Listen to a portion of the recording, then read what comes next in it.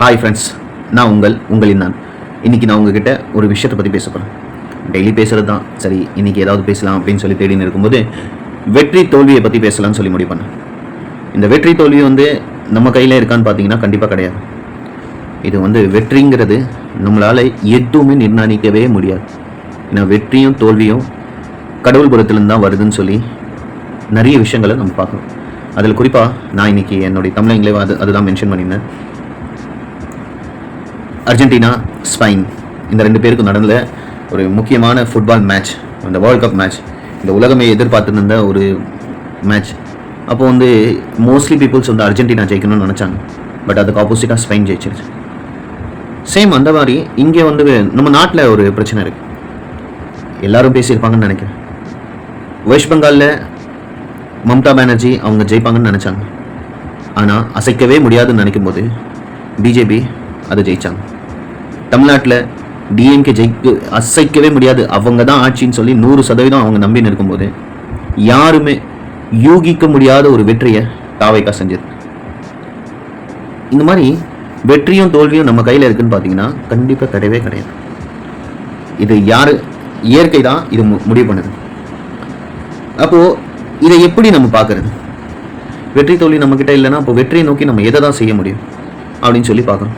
அப்படி பார்க்கும்போது எல்லா சப்ஜெக்டும் எல்லா வாழ்க்கையிலையும் இந்த வெற்றிகள் தோல்விகள் ஒரு அங்கமாக மாறியிருக்கு.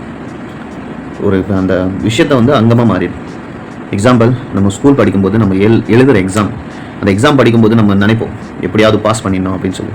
ஆனால் நம்ம என்ன எழுதியிருக்கோம்னு நமக்கு தான் தெரியும். நம்ம பாஸ் ஆகிறதுக்கு கரெக்டாக எழுதியிருக்குமா இல்லை நம்ம இஷ்டத்துக்கு நம்ம எழுதியிருக்குமான்னு சொல்லி ஒவ்வொருத்தருக்கும் தெரியும். அப்படி இருந்தும் ஒரு குருட்டு நம்பிக்கை பண்ணுவாங்க. அந்த நம்பிக்கை என்னன்னா, எப்படியாவது நான் பாஸ் ஆகிடுவேனா அப்படின்னு அவங்க எதிர்பார்ப்பாங்க. அந்த குருட்டு நம்பிக்கை எல்லாருக்கிட்டையுமே இருக்கு.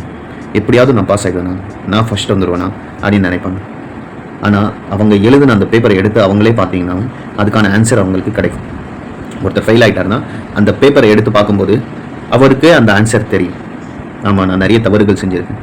அப்போது அது அவருக்கு புரியும், நான் தவறு தான் செஞ்சுருக்கேன், நான் அந்த தவறான விஷயத்தில் தான் நான் எழுதியிருக்கேன், அதனால் நான் ஃபெயில் ஆகிட்டேன். ஆனால் அது ரியலைஸ் பண்ணுவாங்களான்னு பார்த்தா பண்ண மாட்டாங்க. அந்த நேரம் அவங்க ப்ரேயர் பண்ணுறது, வேறு விஷயங்கள் பண்ணுறது எல்லாமே ஒரு நம்பிக்கை தான். இந்த மாதிரி நம்பிக்கையை வச்சு தான் எல்லாமே அடிப்படையாக இந்த வெற்றியும் தோல்வியும் இருக்கு. அவங்க எல்லாரும் யோசிச்சிருப்பாங்க. நேற்று எல்லா மக்களும் மோஸ்ட்லி பீப்புள்ஸ் ஆசைப்பட்டது அர்ஜென்டினா ஜெயிக்கணும்னு சொல்லி, மெஸ்ஸி எப்படியாவது ஜெயிக்கணும்னு சொல்லி தான் ஆசைப்பட்டாங்க. ஆனால் ஜெயிச்சது அப்படியே ஆப்போசிட், வேற மாதிரி மாறிடுச்சு. கேமே வேற மாதிரி மாறிடுச்சு. இங்கே தமிழ்நாட்டை பொறுத்த வரைக்கும் நம்ம யோசிக்க கூட முடியாத அளவுக்கு தாவேக்கா ஆட்சி அமைச்சிருக்கு. அவங்களுக்கு நான் வாழ்த்துக்கள் தான் சொல்கிறேன். ஏன்னா இப்போ எல்லாருக்குமே அந்த மாதிரி ஒரு சப்ஜெக்ட் எடுக்கும்போது எல்லாருக்குமே அந்த மாதிரி ஒரு அந்த டைமில் மைண்ட் வேற மாதிரி ஆகிடும். சரி, இப்போ தோல்வி ஆனவங்க என்ன பண்ணலாம்? தோல்விங்கிறது உங்களுடைய முடிவு கிடையாது.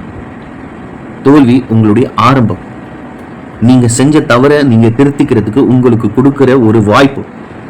அந்த வாய்ப்பு தான் உங்களை நல்ல விதமாக உங்களை முதல்ல மாற்றும்.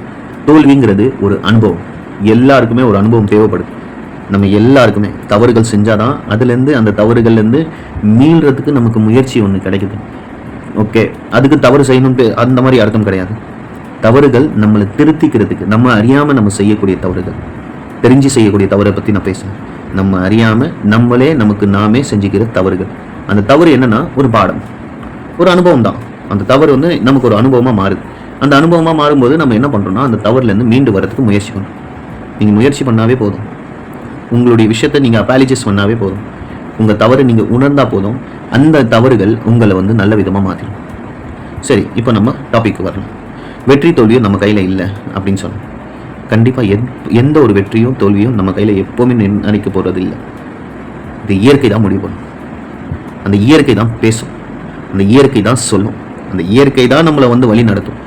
அப்போ நான் தோல்வி ஆகிட்டேன்னா அது எனக்கு ஒரு பாடமாக எடுத்துக்கிட்டு அடுத்த வாட்டி என்ன செஞ்சால் நான் ஜெயிக்க முடியும்னு சொல்லி பார்க்கணும். வாழ்க்கையில் எல்லாருமே தோல்வி அடைஞ்சுன்னு தான் இருக்காங்க. தோல்வி அடைஞ்சவங்க தான் வெற்றி பெற்றிருக்காங்க. நீங்கள் யாரை வேணாலும் எடுத்துக்கோங்க. எவ்வளோ அவமானப்பட்டாங்களோ அவங்க எல்லாருமே ஒரு கட்டத்துக்கு மேலே அவங்க ஜெயிச்சிருப்பாங்க. லைக் சினி ஃபீல்டில் இருக்கிறவங்க, வியாபாரத்தில் இருக்கிறவங்க, குடும்பத்தில் இருக்கிறவங்க, இந்த மாதிரி எல்லாருமே அவங்களுடைய தோல்வியை உணர்ந்த பிறகு தான் அந்த வெற்றியை நோக்கி பயணம் செஞ்சுருக்காங்க. வெற்றி வந்த பிறகு அந்த தலப்பணம் மட்டும் இருந்துச்சுன்னா உங்களால் கண்டிப்பாக அந்த வெற்றியை நிலையாக நிறுத்த முடியாது. நிலையான ஒரு விஷயத்தை வந்து உங்களால் என்றைக்குமே நிறுத்த முடியாது. அது நீங்கள் கண்டிப்பாக எவ்வளோ தான் நீங்கள் யோசித்தாலும் நீங்கள் தோற்று தான் போவீங்க. நீங்கள் உங்களுடைய தலக்கணம் வந்துருச்சுனாவே அதுலேருந்து நீங்கள் என்ன ஆகிடுவீங்கன்னா பேக் திரும்ப வந்து நீங்கள் தோல்வி அடைகிறதுக்கு வாய்ப்பு கொடுத்துருவீங்க. அப்போ வெற்றி வரும்போது உங்களுடைய வெற்றியை நீங்கள் சரியான முறையில் பயன்படுத்தினாவே உங்களுடைய வெற்றி கண்டிப்பாக நிச்சயமாக இருந்துடும்.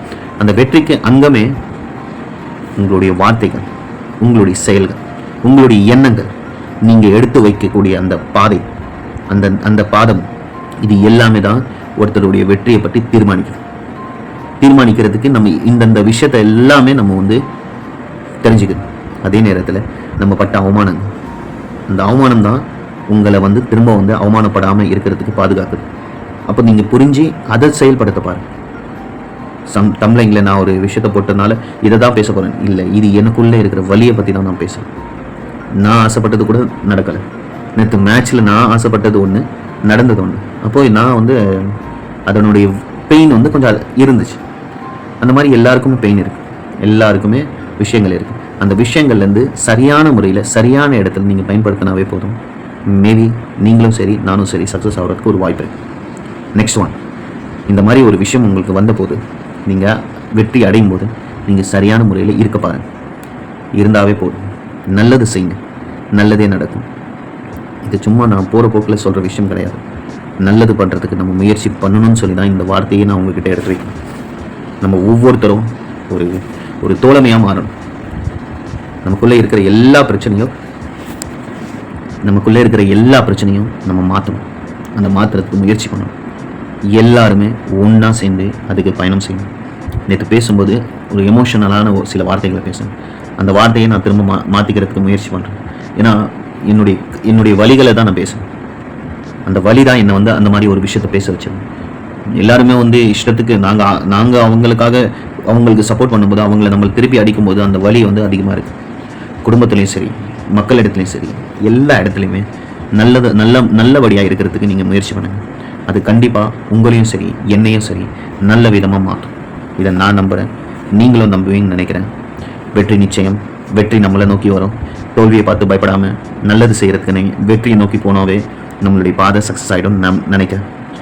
இது உங்களுக்கு புரிஞ்சிருக்கும்னு நினைக்கிறேன். இது ஜஸ்ட் எனக்குள்ளே இருக்கிற வார்த்தைகள். நான் இதை நீங்கள் கேட்கணும்னு சொல்லிடலாம் இல்லை, எனக்குள்ளே இருக்கிற வார்த்தைகள், எனக்குள்ளே இருக்கிற அந்த வார்த்தை உங்ககிட்ட பகிரணும்னு நினச்சேன். நான் இன்றைக்கி உங்ககிட்ட பேசிட்டேன். Anyway thank you. நான் உங்களில் நான். தேங்க்யூ. பாய்.